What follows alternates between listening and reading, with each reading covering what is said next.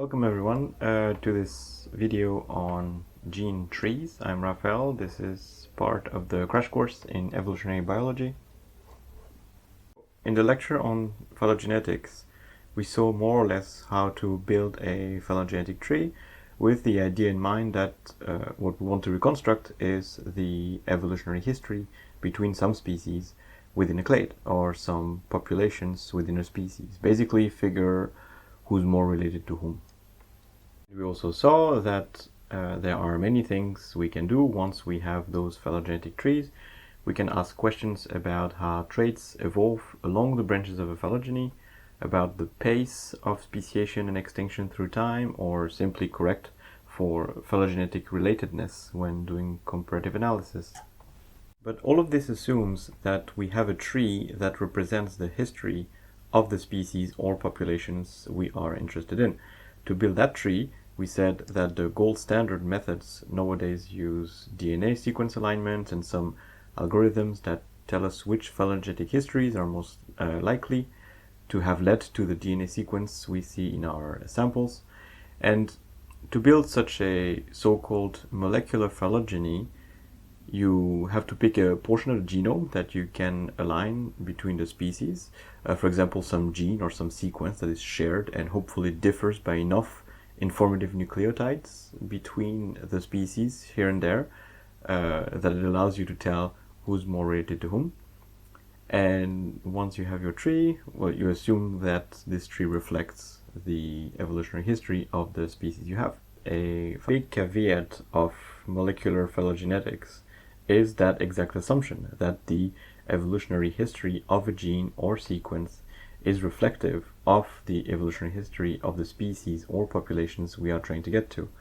And unfortunately, that is not always the case.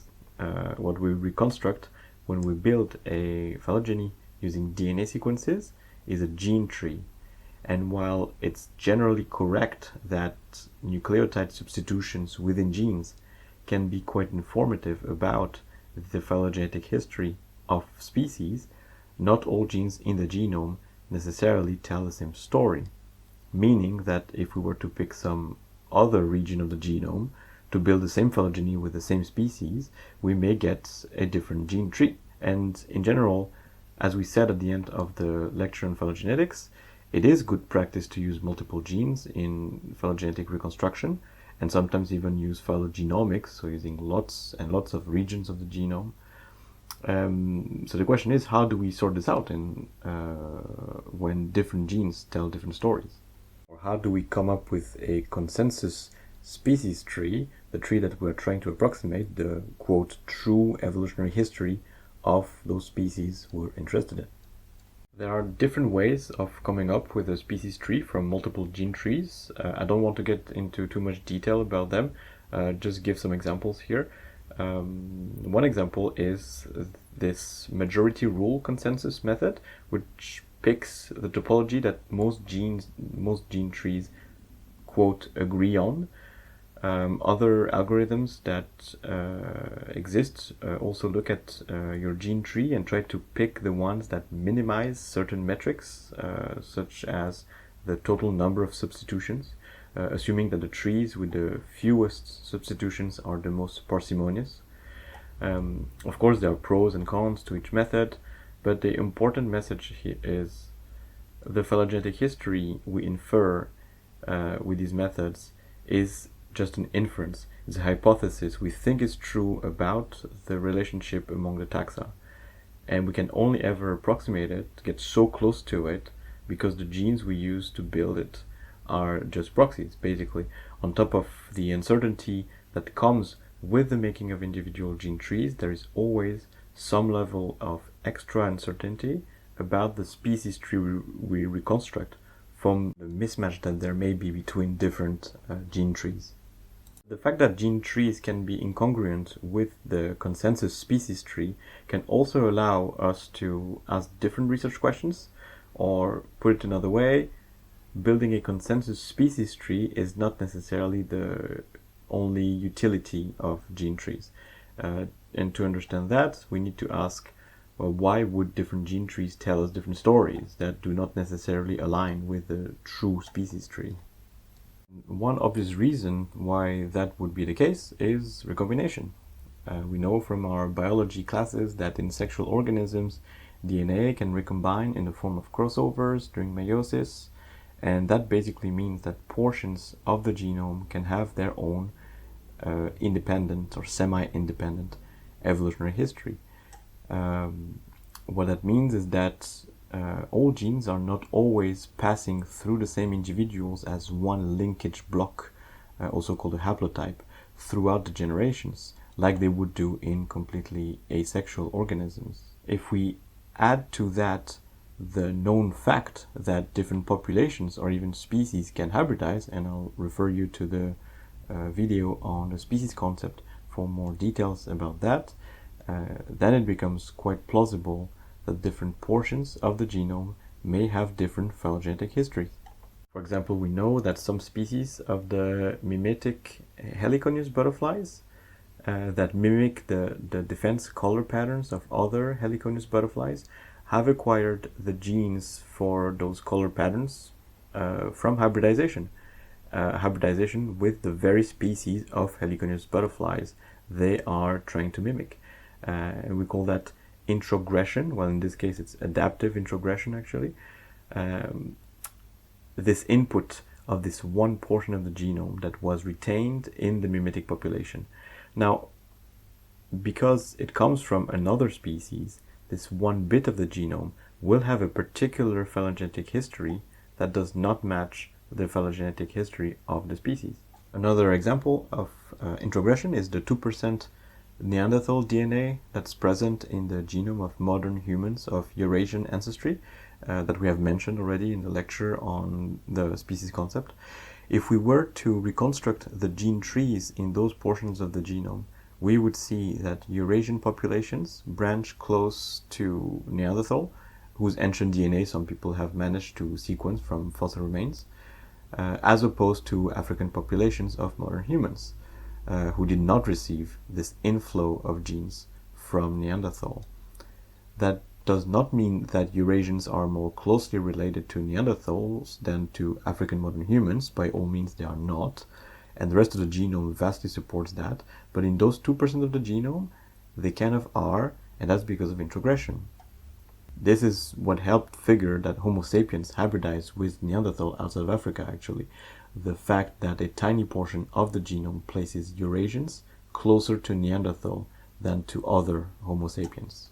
A famous statistical test that is still in use today to estimate introgression, called the EvoBioCC test, was actually invented just for that, to detect this introgression from Neanderthal into Homo sapiens.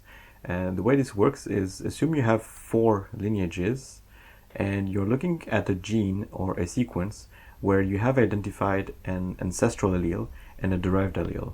So the ancestral allele big A is the one that is present in the 4th lineage, which is the outgroup, here chimps, and the derived allele B is the one present in the 3rd lineage, here Neanderthal, which you think is the source of introgressed material into some populations of the species you study, but not all populations. So lineage 1 or lineage 2 here, Africans or Europeans, but not both.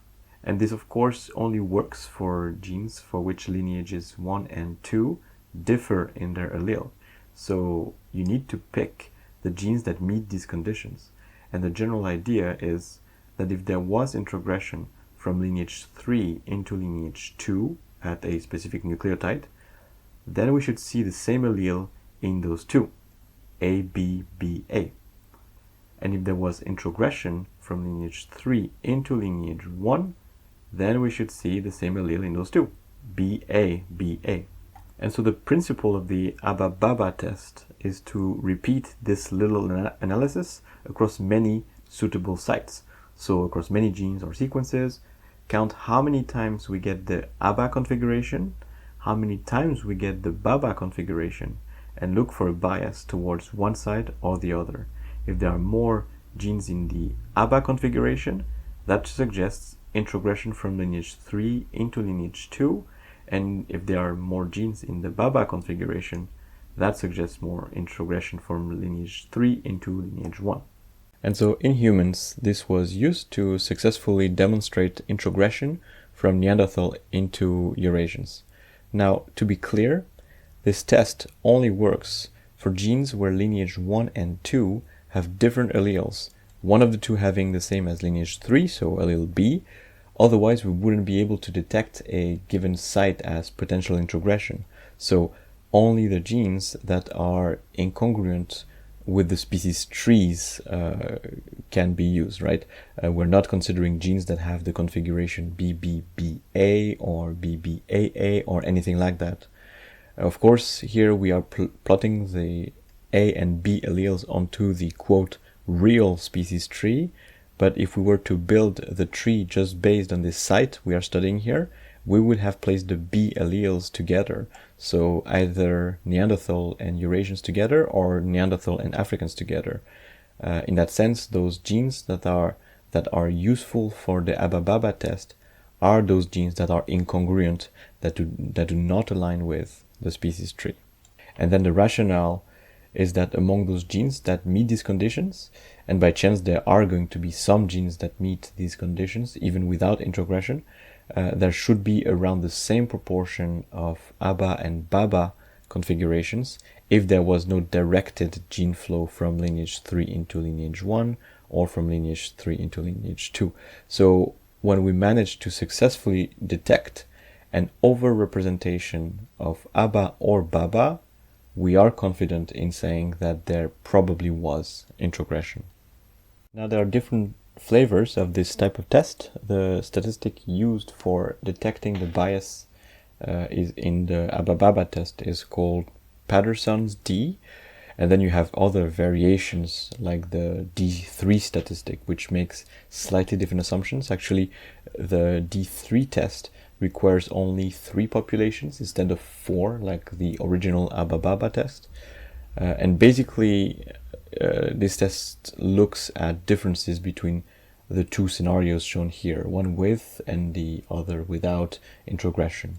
So these tools are quite powerful, but it's also hard to prove convincingly that introgression has indeed occurred. And one of the reasons is that there are other ways in which gene trees may be incongruent with species trees other than introgression. And the main competitor explanation to introgression for these incongruences is what we call incomplete lineage sorting, or ILS. Now, incomplete lineage sorting refers to the situation where 2 speciation events or more follow each other closely in time, to the point that some genes that may have been in some polymorphic state in the ancestral lineage have not had time to reach fixation yet. They are not full substitutions yet. They have not reached 100% frequency in their respective population. And so for whatever reasons, they remained polymorphic a little too long relative to the succession of the 2 speciation events, such that after the lineages have diverged and the alleles have finally fixed in each species, again for whatever reason, being drift or selection, the important part is that they have become fixed so that we can use them to build phylogenies. They have fixed in a way that is incongruent with the species tree. And so if we were to only build a phylogeny out of those genes, we would incorrectly infer the species tree. And that is what happens with some portions of the genome in humans in relation to chimps and gorillas, actually. It is again known that the closest extant relatives to modern humans are chimpanzees and bonobos, with a last common ancestor about 6 million years ago. But the splitting event with gorillas happened not so long before that. And this incomplete lineage sorting, so a sorting of alleles that was incomplete due to polymorphism and the absence of fixation, happened too, leading to about 30% of the human genome saying that gorillas are our closest relatives, not chimps.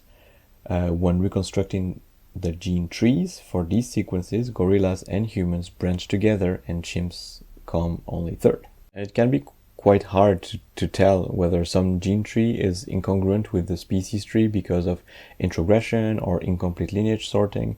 But in general, it is considered that because incomplete lineage sorting has no directionality necessarily, so which alleles fix in which lineage should be fairly independent from one gene to another, then a test like ABA-BABA should be non-significant, meaning there should be about as many ABA as there are BABA configurations if incomplete lineage sorting is the cause cause of incongruences. And there should be an excess of ABA or BABA if introgression is the culprit. But that again is an area of active research, and in practice it's a little more complicated. And then there are lots of alternative explanations why a test of introgression like ABA-BABA would give a significant result or not. For example, there may have been some extinct species that we're not aware of and that contributed to the patterns we see without there having been introgression necessarily. So again, this type of analysis can be challenging. Other ways in which gene trees may not agree with each other is if they are reconstructed from sequences that come from different organelles. If you remember your cell biology classes, eukaryotic cells have DNA not just in their nucleus, but also in mitochondria and chloroplasts. And organelles like mitochondria are famously only transmitted maternally, right? Plus, since mitochondria are originally alpha proteobacterial endosymbionts, they don't really recombine, unlike nuclear DNA. And same for chloroplasts, which come from cyanobacterial endosymbionts. And this means that to reconstruct the history of matriline, so from mothers to daughters, across some populations or lineages, you're better off using mitochondrial DNA. Another cool example where we can use incongruences between nuclear and mitochondrial DNA to our advantage is that case study where they found very different histories between mitochondrial genes, so only transmitted through the mothers, and Y chromosomes, so only transmitted through the fathers, which helped the researchers conclude that Neanderthals had a social system where females would be the individuals leaving the familial group to disperse to other familial groups and other social groups, while males would stick around in the groups they were born in. And I just want to wrap up by covering this other important source of discrepancy between gene trees and species trees, which is gene duplication. So across long timescales, gene duplication is a phenomenon that has happened many times, and I refer you to the lecture on the mechanisms of molecular evolution for more info on that. Some species have dozens of copies of certain genes, which can, after duplication, evolve to acquire new functions, but still remain copies of a single original gene. This means that if we were to target the regions of the genome matching a certain sequence, we would find multiple hits per species, or at least for some species which have had gene duplications for that gene. We call duplicated genes within species paralogs, and in contrast, the corresponding copies of a certain gene found in other species we call orthologs. And there are things you can do with that, for example, by looking at how paralogs and orthologs branch in a phylogeny, basically looking at which species have paralogs and which don't. You can estimate the time when a certain gene duplication occurred. And knowing that is important to understand some things about the evolution of different portions of the genome.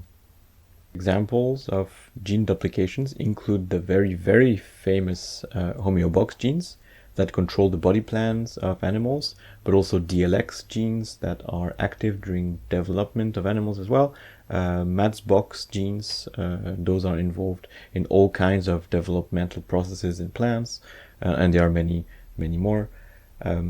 Those famous examples of duplications having critical roles in many species are usually ancient, and so lots of species inherited the many copies. Actually, the presence of so many gene duplications in certain clades led to the discovery of very ancient whole genome duplications in a couple of lineages, whose many gene copies made it to many lineages living today. Some examples include vertebrates. So there are 2 whole genome duplications early on in the evolutionary history of vertebrates, and there's 1 more whole genome duplication at the base of teleosts, which are the vast majority of ray-finned fish.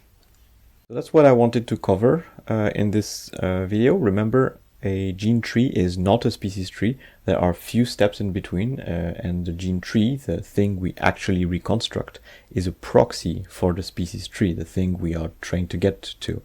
But that said, sometimes phylogenetics is not just about coming up with a species tree. There are actually a bunch of things that we can do with only gene trees. And yeah, so that's all. I hope you enjoyed that video, and bye-bye.